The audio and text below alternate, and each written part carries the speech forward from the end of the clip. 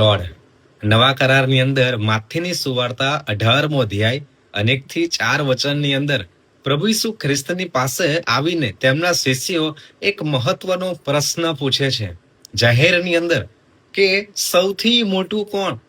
ઘણી બધી વાર આપણી દ્રષ્ટિએ આપણે સૌથી મોટું શું માનીએ છીએ? ડિગ્રી, પૈસા, તાલંતો અથવા આપણી પાસે જે વ્યવસ્થાઓ છે અથવા જે પદ છે એને આપણે સૌથી મોટું માનીએ છીએ, અથવા આપણી ઉંમરને અને એ પ્રમાણે આપણે નક્કી કરીએ છીએ કે હું સૌથી મોટો છું, મારી પાસે પૈસા છે, બધું છે.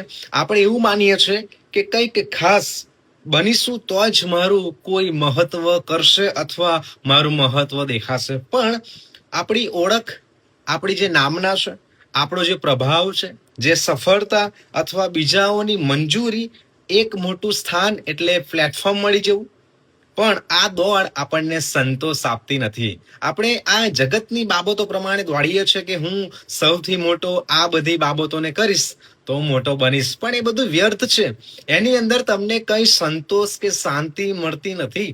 પણ પ્રભુ ઈસુ ખ્રિસ્ત વાળાઓ એ શિષ્યો કોઈ મહાન શિષ્યોની વાત કરતા નથી, પણ ઈસુ ખ્રિસ્ત એ શિષ્યોની આગળ એક દીકરાને લાવીને મૂકે છે અને જાહેર કરે છે કે તમે આ દીકરાના જેવા બનો. એટલે